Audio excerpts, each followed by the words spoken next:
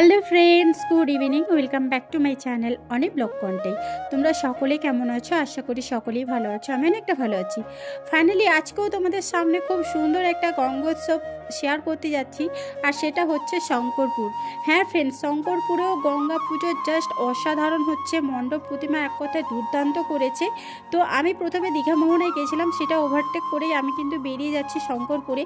আর এটা কিন্তু দীঘা মোহনার লাইটটা ভিডিও করেছিলাম, এটা তোমাদের শুরুতেই শেয়ার করে দিলাম। ফাইনালি আমি শঙ্করপুরে প্রবেশ করছি, দেখতে পাচ্ছ এর গেটটা জাস্ট ওয়াও করেছে। আর একটা কথা না বললে নয়, সন্ধ্যের ভিউটা মানে প্রত্যেক দিনের মতন আজকেও শঙ্করপুরের সন্ধ্যের ভিউটা জাস্ট অসাধারণ লাগছিল। মনে হচ্ছিল মানে ছুটে ছুটে যাই, এত সুন্দর একটা লাইটিং দিচ্ছে, পরিষ্কার পরিচ্ছন্ন রাস্তা, পুরো ফাঁকা।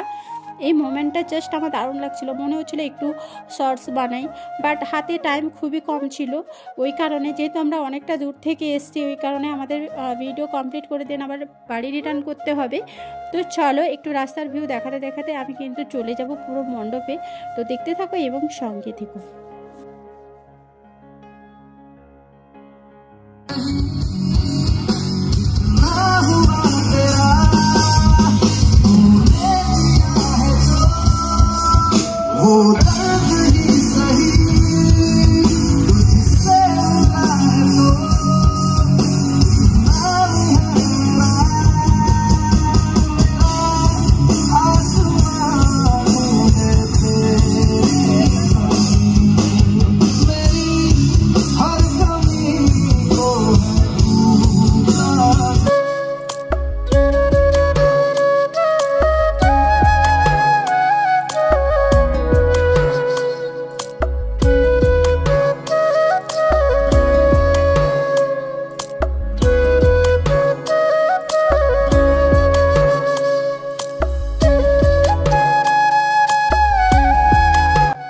শঙ্করপুরের যে এই যে দু সাইডে যে বিভিন্ন ধরনের দেখতে পাচ্ছ দেবতার ছবি, অনেক রকমের মূর্তি, তো এগুলো না আমার বেশি ভালো লাগে, ওই কারণে একটুখানি তোমাদের স্লো করে দেখিয়ে দিলাম।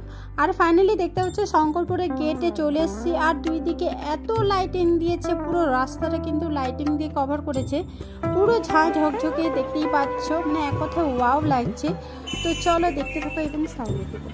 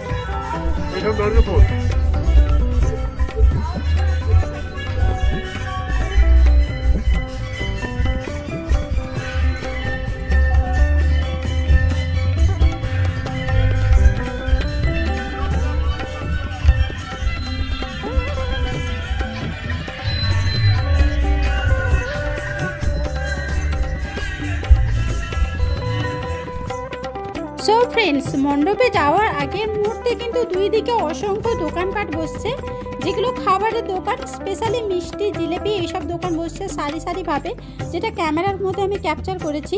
আর প্রথমে বলেছি দুই দিকে লাইটিং দিয়ে জাস্ট অসাধারণ কভার করেছে, দেখতেই পাচ্ছ পুরো এরিয়া জুড়ে কিন্তু এরকম লাইটিং, দারুণ লাগছে এক কথায়। তো চলো একটু খাবার দোকান শেয়ার করতে করতে তারপরে মণ্ডপের দিকে যাচ্ছি।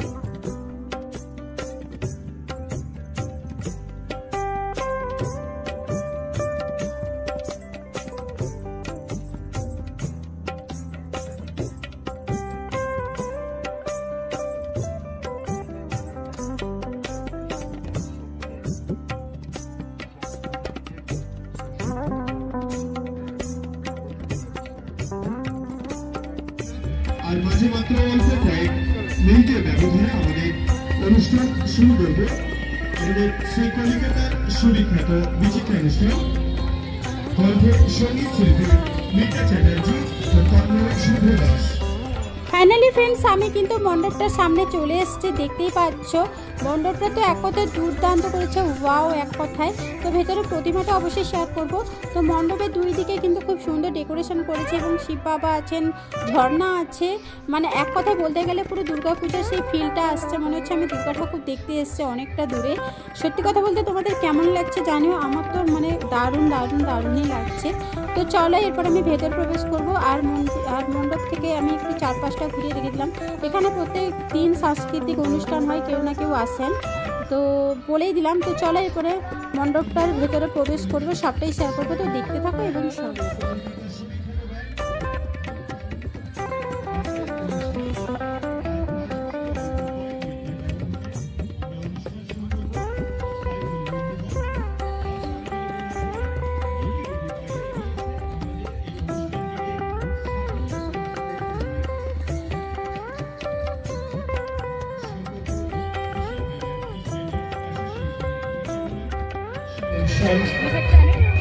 আর অল্প কিছু সময় ব্যবধানে অনুষ্ঠান রয়েছে মিতা চ্যাটার্জি এবং তন্ময় শুভ দাস সঙ্গে কলিকাতার বিখ্যাত ব্যান্ড, কলকাতার সুবিখ্যাত ব্যান্ড সঙ্গে মিতা চ্যাটার্জি এবং তন্ময় শুভ দাস।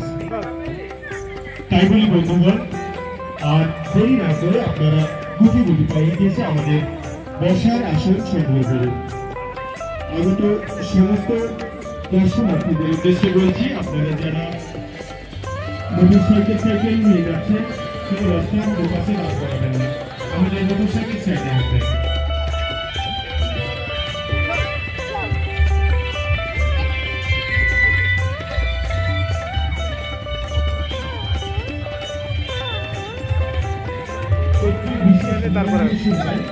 একটি বিশেষ ঘোষণা, একটি হিরো মোটরসাইকেলের চাবি পাওয়া গেছে, হিরো মোটরসাইকেলের চাবি পাওয়া গেছে, যার বছরের চাবিটি হারিয়ে গেছে।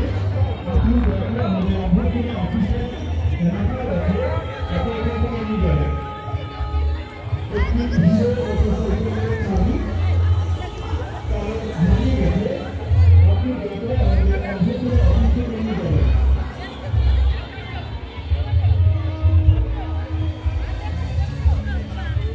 একটি বিশেষ ঘোষণা, একটি মোটরসাইকেলের চাবি।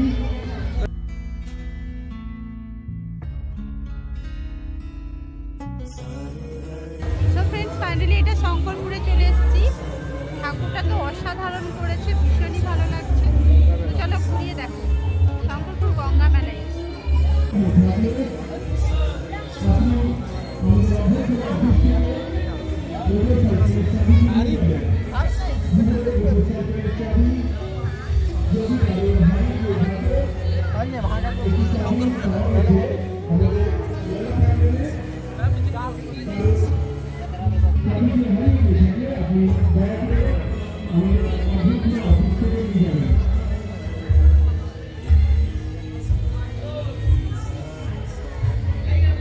সো ফ্রেন্ডস, দেখতে পাচ্ছ এখানে প্রত্যেকটা প্রতিমার লুক কিন্তু অসাধারণ করেছে, একদম দুর্দান্ত লাগছে।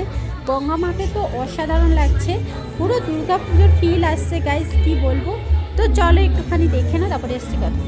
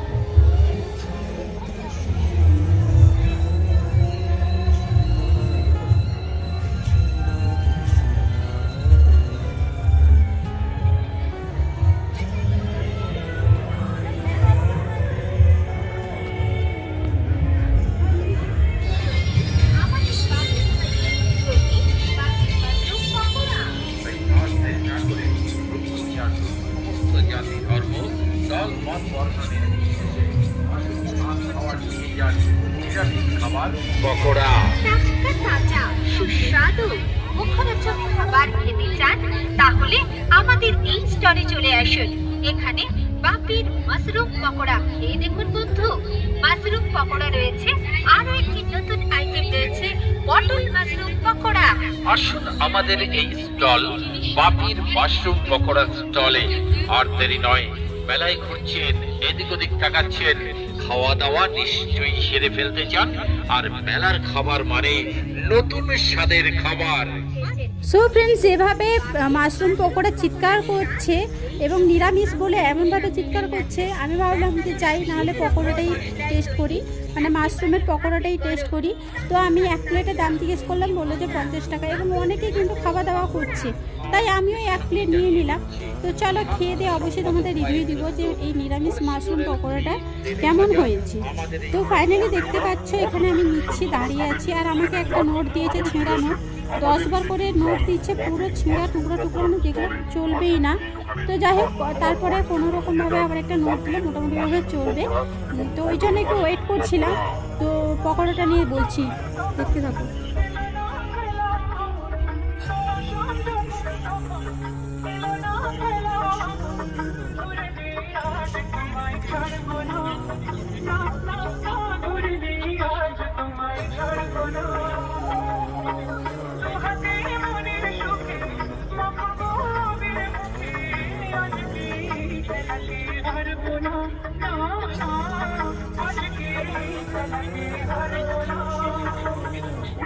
বিদ্যে বোঝাই বাবু মশাই চললেন সাপের ভোটে।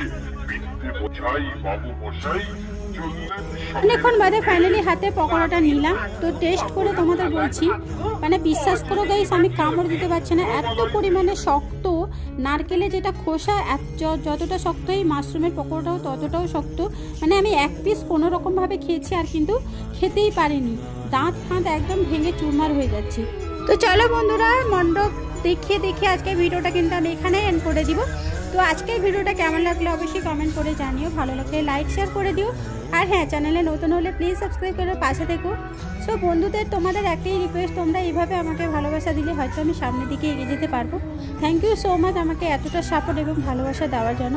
আর একটাই রিকোয়েস্ট, আমার পাশে এইভাবেই থেকো, দিলেই হবে। তো চলো, তোমরা সকলে ভালো থেকো, সুস্থ থেকো এবং সাবধানে থেকো। আজকের জন্য এখানে এন্ড করলাম, টাটা।